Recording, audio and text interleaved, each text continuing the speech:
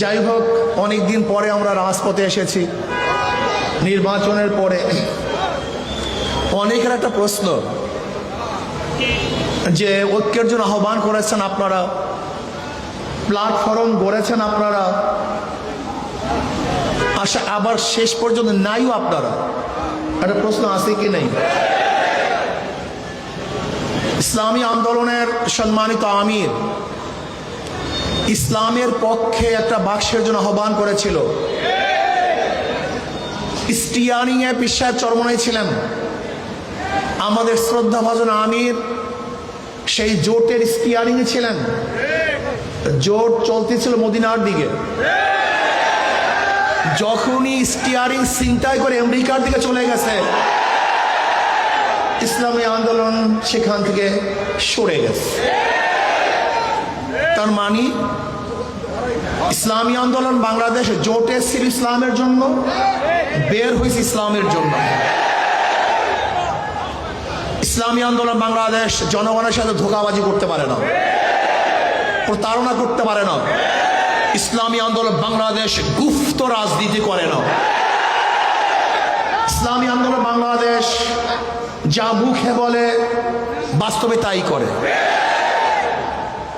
আমরা সরওয়ার্দী উদ্যানে বক্তৃতা করেছিলাম, যদি মুনাফিকি না করেন তাহলে আগামীতে ইসলাম ক্ষমতায় যাবে। কিন্তু কাদের জন্য, কিসের জন্য আজকে ইসলাম ক্ষমতায় যায় নাই? হয়তোবা ভেবেছেন যে আমরা গুপ্তভাবে এড়িয়ে যাব, পালিয়ে যাব। না, বর্তমানে গুপ্ত থাকার কোনো সে নাই, সম্ভাবনা নেই। সব স্পষ্ট হয়ে যাবে। ইসলামী আন্দোলন বাংলাদেশ ইসলামের জন্য রাজনীতি করে, ক্ষমতার জন্য নয়। ইসলামী আন্দোলন বাংলাদেশ ইসলামের জন্য ক্ষমতা ত্যাগ করতে পারে, কিন্তু ক্ষমতার জন্য ইসলাম ত্যাগ করতে পারে না। ইসলামী আন্দোলন বাংলাদেশ ইসলামের জন্য ক্ষমতা ত্যাগ করতে পারে, কিন্তু ক্ষমতার জন্য ইসলাম ত্যাগ করতে পারে না। আজকে আমরা পার্লামেন্ট কি দেখতেছি, আবারও কে রাজাকার কে রাজাকার না, এটা প্রমাণ করার জন্য সময় ব্যয় করা হচ্ছে। আবার কেউ রাজাকার না, মুক্তিযোদ্ধা হিসাবে, শিশু মুক্তিযোদ্ধা হিসাবে নিজেকে প্রমাণ করার চেষ্টা করছে। এগুলো হাস্যকর, এগুলি ঠিক নয়।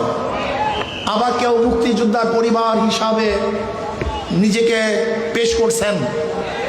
সত্য বললেই হয়, আপনার পরিবারের মধ্যে কে কে মুক্তিযোদ্ধা ছিল, তাহলে জাতি স্পষ্ট মেসেজ পাবে যে অমুকে মুক্তিযোদ্ধা ছিল। আমার পরিবারের লোক মুক্তিযোদ্ধা। কে কে মুক্তিযোদ্ধা, কোথায় যুদ্ধ করেছেন, কোথায় শহীদ হয়েছেন বলে দেন, তাহলে অস্পষ্টতা থাকবে না। আপনারা আগরতলা ষড়যন্ত্র মামলার বিরুদ্ধে কথা বলবেন, আবার ৭১-এ স্বাধীনতার বিপক্ষে কথা বলবেন, এই দুইটা হয় না। আজকে এক দলের নায়েবে আমির কোরআনী শাসনের জন্য সংবিধানে, সংসদে বক্তব্য দিয়েছেন। আমি আশা করব শরিয়ার পক্ষে বা কোরআন ও সুন্নাহর পক্ষে যেন ওই দলের আমির বিল উত্থাপন করেন, সংসদে কথা বলেন, আলোচনা করেন, এবং কোরআন ও সুন্নাহর আইন পাশ না করলে তারা যেন সংসদ ত্যাগ করেন, ওয়াকআউট করেন। এইটা আমরা দেখতে চাই। এই ফাঁকিবাজি আমরা দেখতে চাই না।